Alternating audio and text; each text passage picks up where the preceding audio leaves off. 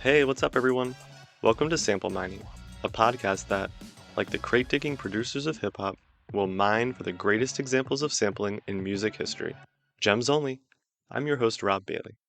In last week's episode, we featured one of hip hop's all time best producers. Today, we'll also feature an all time great. This week's episode was reserved for a listener request or recommendation. However, instead of selecting a single sample that was recommended by the listeners, I decided to address the topic of discussion I've heard the most. As opposed to requesting a single sample, most of the feedback I've received was requesting to hear something a little more technical. A song that was chopped up and rearranged, pitched up or pitched down, or even played in reverse. So I decided to take this week to discuss a producer who's known for being able to do that incredibly well. Let's get started by playing a couple clips from the original track. Here's the first.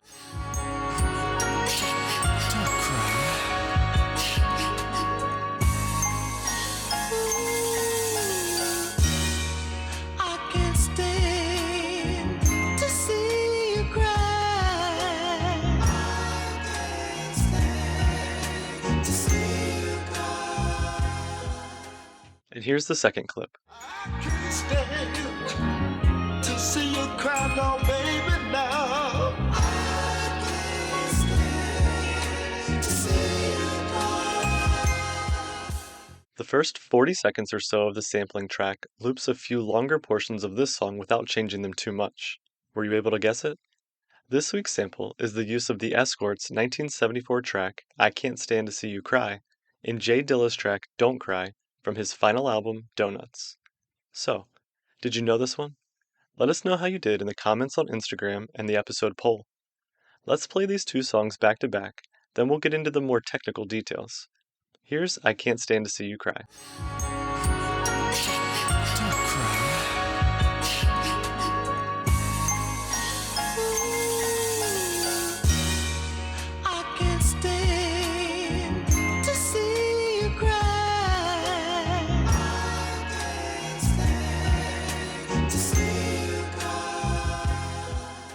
And here's the opening of Dilla's Don't Cry.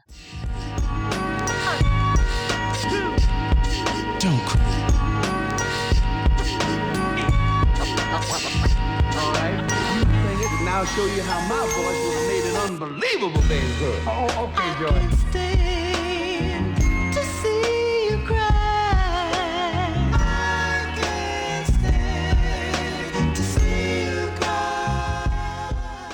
Now, before you get worked up about how this isn't a very technical sample like I promised, let me go into more detail on why I chose this one. Let's mine! The portion of the sample that I played was a very straightforward use of the original track, playing a couple sections of it on a loop with some drums over it to start out Dilla's track. However, it's what happens at the 41-second mark of the song that makes this sample so much more interesting. Aside from an 8-second reprise of the original song around the 109 mark, and it again being played for the last 15 seconds of the song, the entirety of the rest of the track is created by short eighth note samples all pulled from that same track and compiled together, a technique that Jay Dilla pioneered. What makes this particular example stand out is that Dilla utilized 23 different short clips from the original track to create Don't Cry. It's impressive enough that he was just able to create something coherent, but he goes well beyond that and made a great song. Let's listen to a portion of Don't Cry that demonstrates this sampling technique. I can't stand to see you cry, no, baby, now. Baby.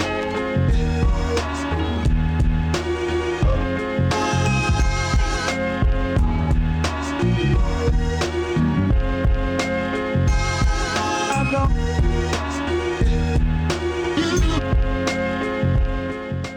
Further displaying his genius here, Dilla's track and the original track had different tempos, 70 beats per minute for I Can't Stand to See You Cry, and 87.5 beats per minute for Don't Cry. Sampling in eighth notes allowed the drums to line up properly with the rest of the song, facilitating that tempo increase, something that wouldn't have been possible if he had used more common quarter note samples. I know that's a lot of information to try to take in just from listening to me try to explain it.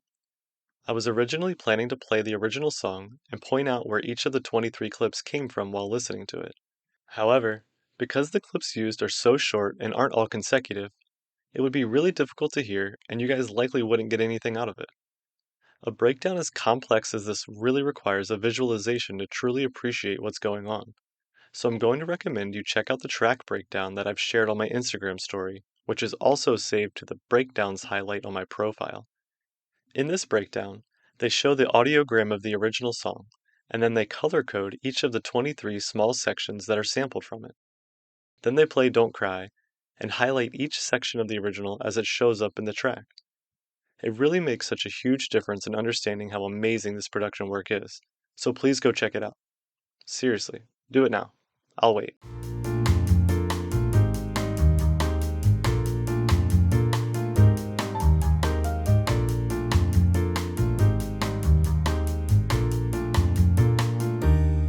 Pretty crazy, right?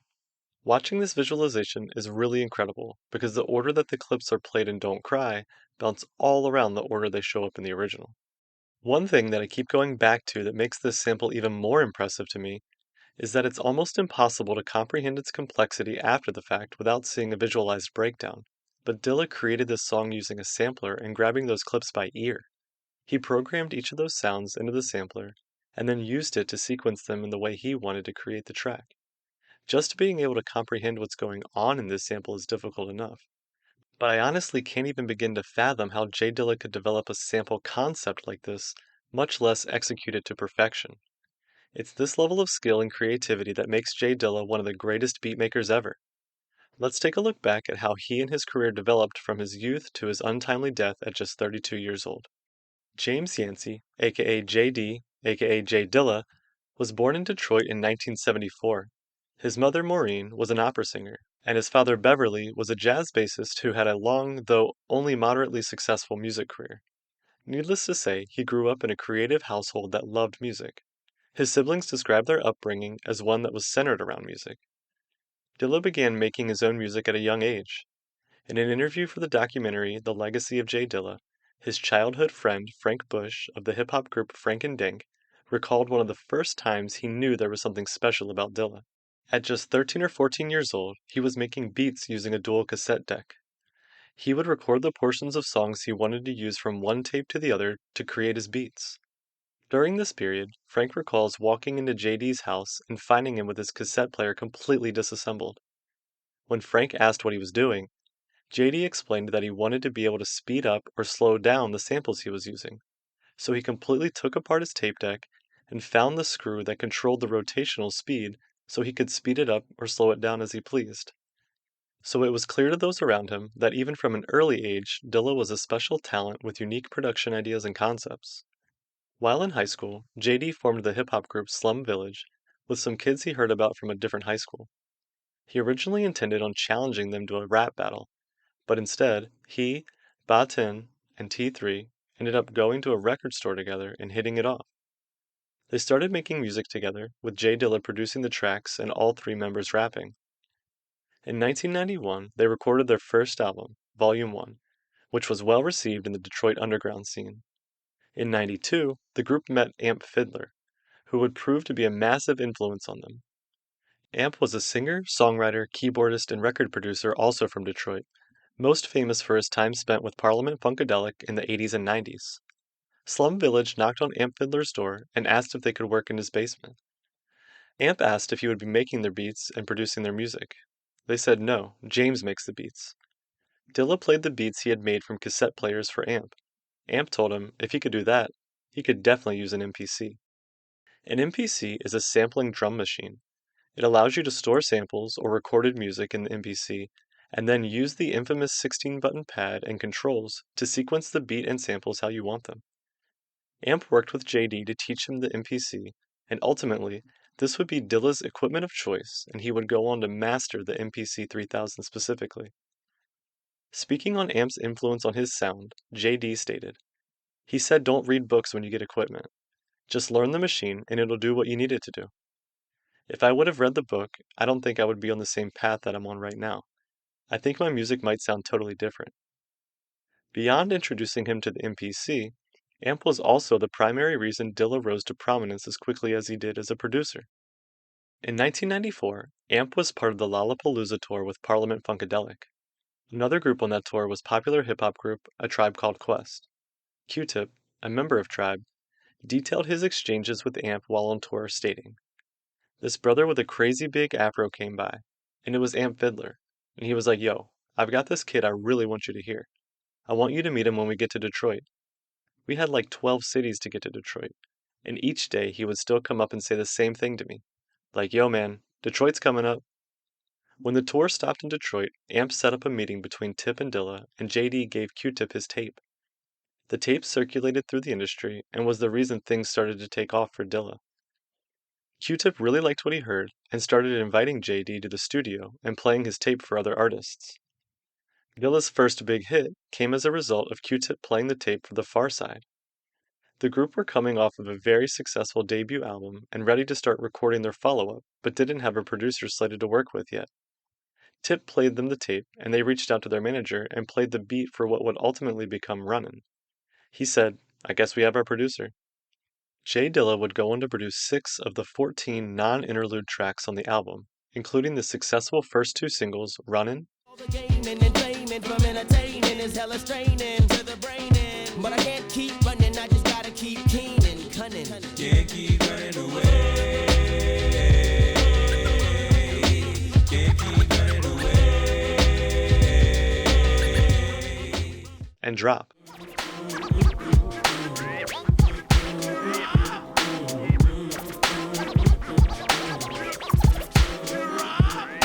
Let me freak the funk, obsolete is the punk that talk more junk than Sarah sales. I jet propel at a rate to complicate the mental state as they invade the masquerade. They couldn't fade with the clipper blade. Q-Tip was such a fan of the work Dilla was doing that in 1995 he started a production group called the Ummah with Jay Dilla and fellow Tribe artist Ali Shaheed Muhammad, with the idea being that they would all produce tracks individually and the production credit would go to the Ummah, but the original producer would get songwriting credits. While working with the Ummah, Dilla produced songs for A Tribe Called Quest's 4th and 5th albums, Beats, Rhymes, and Life, and The Love Movement, as well as Busta Rhymes' debut album The Coming, among others. Both the Tribe Called Quest albums received Grammy nominations for Best Rap Album. However, because Dilla was unknown at the time and Q-Tip was a huge star, most people assumed Tip produced all of those tracks, which started to frustrate JD. The Ummah stopped making music together in the late 90s, early 2000s, which aligned directly with when Jay Dilla, Questlove, and D'Angelo formed the Soulquarians, a collective of artists that would grow to also include Common, James Poyser, Erykah Badu, Mos Def, Q-Tip, Pino Palladino, and others. During the late 90s and into the early 2000s, the group would hold jam sessions at the infamous New York recording studio Electric Lady. These sessions resulted in an incredible run of albums produced fully or partially by the Soulquarians from 1999 to 2002. Just listen to some of the albums released during this 3-year period. In 1999, there was the Roots Platinum Certified album Things Fall Apart, and Gold Certified albums Black on Both Sides by Mos Def and Amplified by Q-Tip. 2000 brought the platinum-selling albums Voodoo by D'Angelo and Mama's Gun by Erykah Badu, as well as Common's gold-certified album Like Water for Chocolate, which Jay Dilla produced all but a handful of songs from, including the all-time classic track, The Light.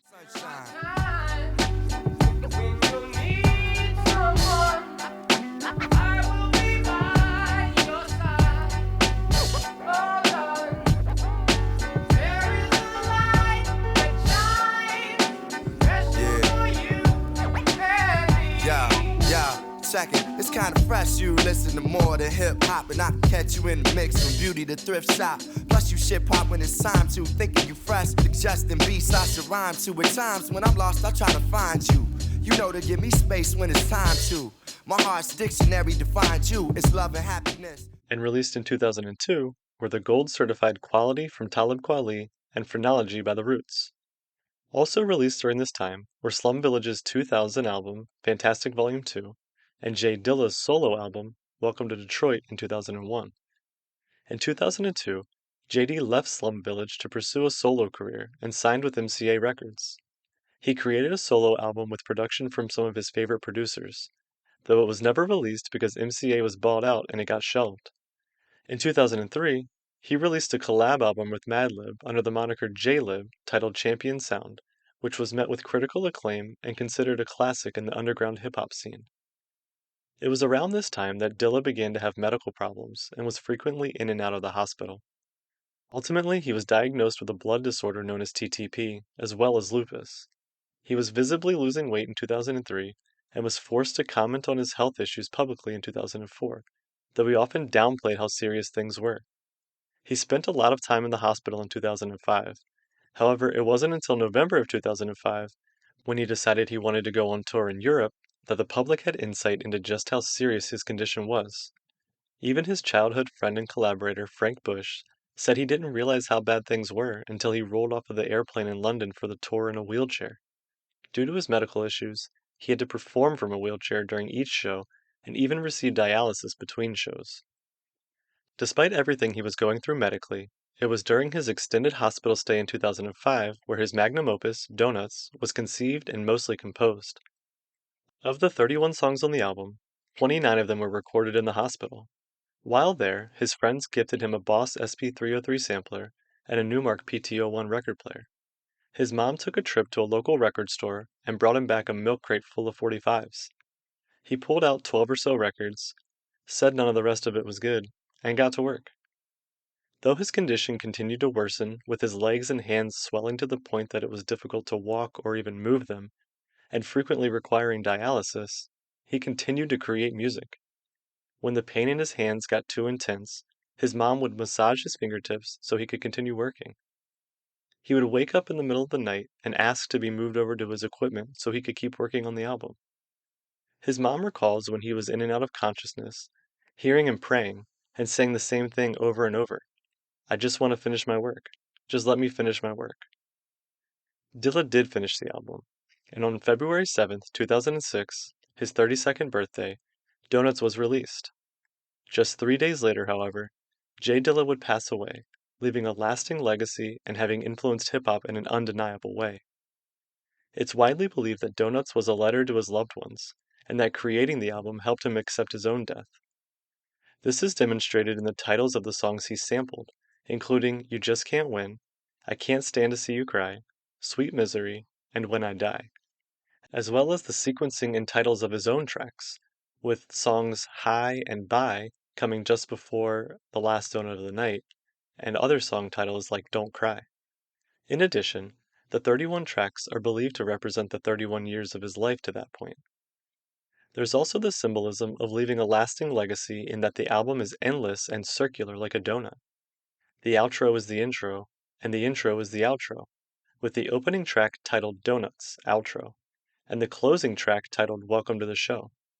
And if you play the album on repeat, the last track seamlessly transitions to the first, such that the album never really ends.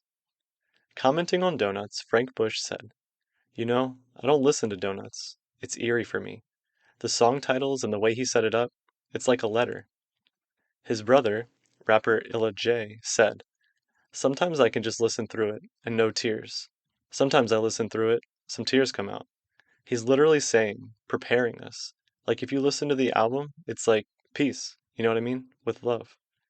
Questlove had a similar sentiment, saying, he really wasn't able to communicate, which really makes Donuts that much creepier for me to hear, because all of those samples, I'm now certain beyond a shadow of a doubt, were actually messages from him. It may have been a message to his loved ones, but its reach stretched far beyond that. Donuts showed up on many end-of-the-year lists as one of the best albums of 2006, was ranked number 386 on Rolling Stone's 2020 list of the 500 greatest albums of all time, and is considered one of the most influential albums in music history. Speaking on Donuts in his last ever interview with Scratch Magazine, Dilla stated, it's just a compilation of the stuff I thought was a little too much for the MCs. That's basically what it is, Me flipping records that people really don't know how to rap on, but they want to rap on. There's a bunch of that. After his passing, several artists did take Donuts, which was essentially a beat tape, and used those beats in their own songs. Ghostface Killah used the song A Track for Ghost in his track, Whip You With a Strap. It's unclear if J Dilla wrote that track specifically for Ghostface, but given that he was using the album to send a message, it definitely only seems fitting that that's the case, and it's pretty great that Ghost did end up using the song. Whip You With a Strap is off of Ghostface's 2006 album Fish Scale. In addition to that track, He also used another song from Donuts on Fish Scale, sampling High in his track Beauty Jackson. Being such a close friend and frequent collaborator, it's not surprising that Common used Jay Dilla's Bye for his song So Far to Go from his 2007 album Finding Forever. The Roots sampled Dilla's Time, the Donut of the Heart, on their 2006 track Can't Stop This, which is a tribute to Dilla. And there are many other artists who have used Dilla's Donuts beats, including Busta Rhymes, Nas, MF Doom, Drake, and Lupe Fiasco. What made Dilla such an influential and highly sought-after producer? He had a unique rhythmic and sampling style that had never been heard before. Dilla altered music theory and how we look at music time. The vast majority of music uses what's called straight time, where every beat is of equal length. When jazz came around, pioneers such as Louis Armstrong introduced what is known as swing time, where the beats aren't the same length, but consistently come long, short, long, short. Dilla ignored all of that and blended straight and swing time simultaneously, such that there wasn't a consistent beat structure. This quite literally changed the way we view music. There's a reason there are graduate research papers written on Jay Dilla, and his MPC 3000 lives in the National Museum of African American History and Culture in DC. His production techniques were revolutionary. Here's a clip of Questlove's 2013 lecture at the Red Bull Music Academy, explaining how hearing Dilla's production for the first time changed everything he thought he knew as a drummer. As I'm leaving the club, I'm hearing the vibration of the kick drum, and it was the most life-changing moment I ever had. Like, I had to get out of the car and run back in the club to make sure I didn't hear what I, like, did I hear that? I mean, just the way that, whereas this part is normal, it sounded like the kick drum was played by like a drunk 3-year-old. And I was like, are you allowed to do that? So it's like,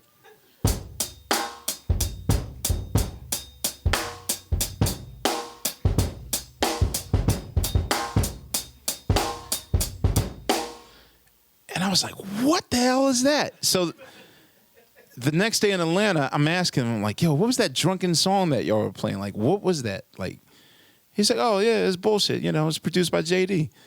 And I was like, who was that? He's like, Q-Tip's guy. And then suddenly, they let me hear a beat tape, and I just never heard someone not give a fuck. And that, to me, was the most liberating moment. Like, oh, so all this pleasing my father, being perfect, I can now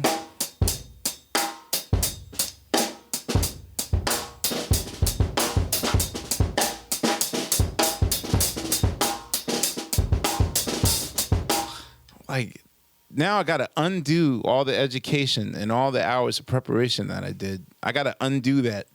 And here's a clip from Bullshit so you can hear that non-standard time drum beat that Questlove was talking about. But you can't duplicate the state of our relations through translations. That's not the ticket. Breaking codes and hieroglyphics. Trying to get down to get specifics. You need to get up off of that shit. And stop fighting that feeling. You need to get up off of that shit. And stop fighting that feeling. One of the ways that he was able to achieve that drunken sound was that he didn't use the timing correct or quantize feature offered with the MPC, which would align the kick and snare perfectly with the beat structure. He left the imperfections in there, and that's what gave his music so much more of a human feel. Speaking on his music in an interview, Jay said, "When I make my music, I want people to feel what I feel. I make it straight from the heart, so to be taken for anything else is crazy to me." Further detailing this idea, DJ Jazzy Jeff explained, "What Dilla did that made him special is he took a piece of equipment that you could make perfect, and he added a human element to it. When you listen to his beat, you didn't get him pushing the button to make it perfect. You got it exactly how he played it. You got it exactly how he wanted you to receive it."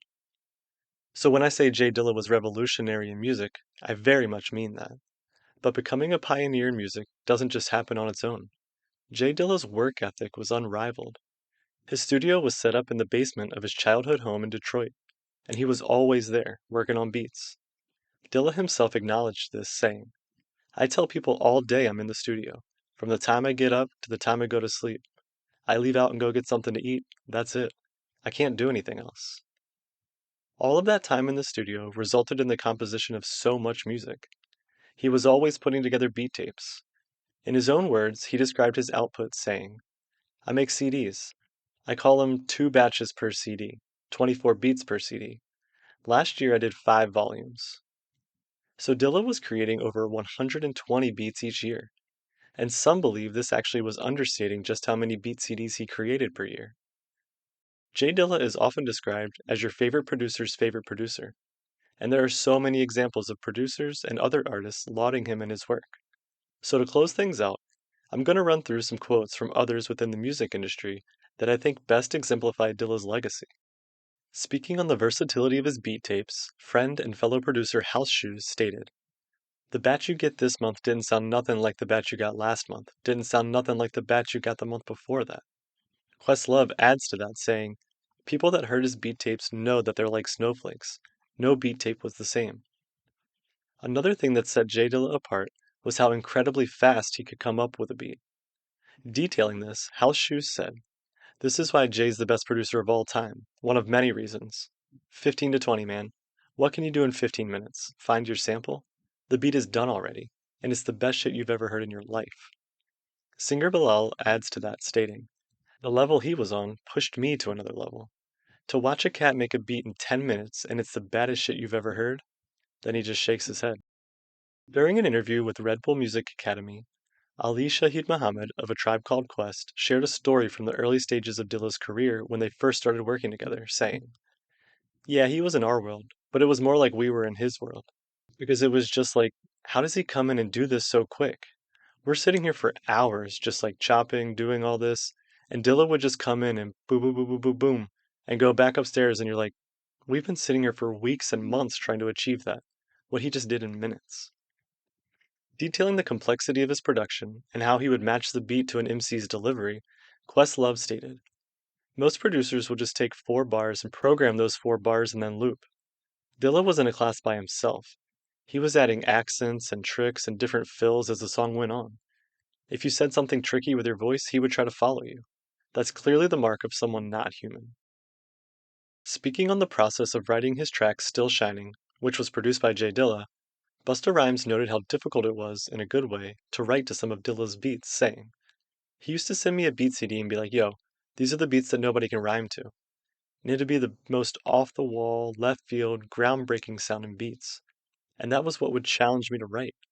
That song took me about a week and a half to write. I ain't never take that long to write a song in my life. Speaking on that same song, jazz pianist Robert Glasper said, it sounded like no other hip-hop beat I've ever heard, because the chord change and how it was moving and it never really repeated, almost like a live drummer was playing, listening to a rapper. That's what it felt like.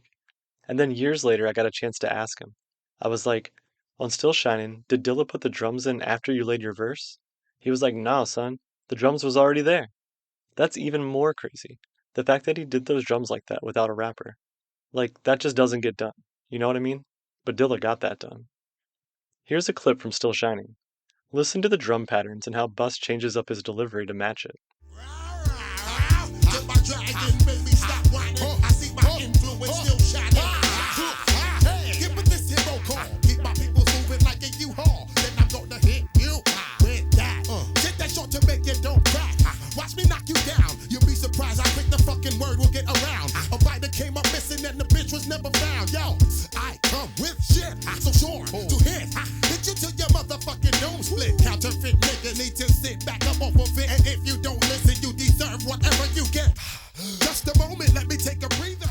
Speaking on the legacy and influence of Jay Dilla, Questlove detailed, if you hear any song with a glitch now in the drum pattern, that was Dilla. If you hear bouncy, filtered bass patterns, Dilla. Offbeat snaps, offbeat claps, Dilla was also a pioneer. Legendary producer Pete Rock showed his admiration for Dilla, stating, in the beginning of my career, I did a lot of new things. This guy took it at least 2 or 3 levels higher than me. I'm the old king. I passed the torch on to JD. He's ridiculous. House Shoes added to that, saying, Pete Rock was Jay's idol. It turned into Jay being Pete's idol. Jay Dilla lived with Common in LA while he was sick. He was still making beats daily, and Common recognized his brilliance in that moment, stating, I really used to walk by him and be like, man, I'm blessed. I really felt that during the time we was making it. I don't look back and say I'm blessed. During that time, I looked and said, man, I'm getting to see JD make beats every day. Lastly, when Pharrell Williams appeared on BET's 106 in Park in 2004, he excitedly proclaimed that Dilla was his favorite producer. The crowd was confused, and he added that they probably had never heard of him. I'll end things with a story from Steven Bruner, aka Thundercat, explaining an exchange he had with producer Flying Lotus and legendary jazz pioneer Herbie Hancock that I think is pretty telling of J Dilla's reach in the music industry. This comes from Connor Town O'Neill's 2016 article for Red Bull Music Academy titled Life as a Donut, Reassessing J Dilla's Legacy. He words it perfectly, so I'll quote him here. Bruner tells a story of sitting down with Flying Lotus and Herbie Hancock to talk shop when they had what he termed the Dilla moment, each citing him as a musician they admire. Over the course of the conversation, though, Thundercat and Flylo realized that Hancock had never heard Slum Village's Get This Money. What you gonna do today? Just say, hey, I wanna get paid.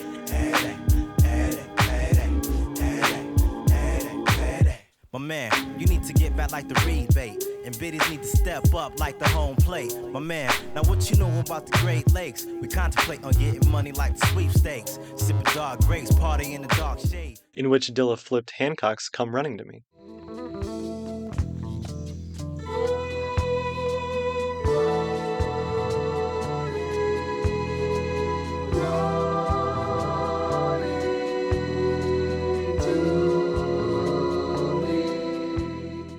So they play it for him. Picture it. Those three titans in a circle, listening to Dilla rehear Hancock to produce music that got the younger two men to reimagine how they might make and hear music. Dilla is at the center of that circle, the uniting force of so much music, so much work, so much time. And yet this is a story that's come to be typical of the last 10 years. Dilla is everywhere. His ear, his technique, his iconoclasm, his work all referenced, nodded to, extended, but he himself is absent. The donuts are everywhere, but so are the holes. Thanks for joining me this week. I hope you enjoyed learning about the underappreciated pioneering hip-hop producer J Dilla. As always, if you'd like to explore the samples discussed in this episode further, check out the sample mining playlist on Spotify or Apple Music. If you have any suggested songs you want us to cover on the show, reach out via social media. Sample mining is written, recorded, edited, and run by me, and every bit helps.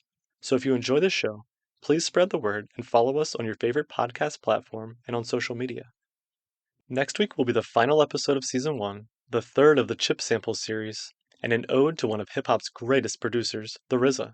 So be sure to join us as we go mining for more gem samples in music.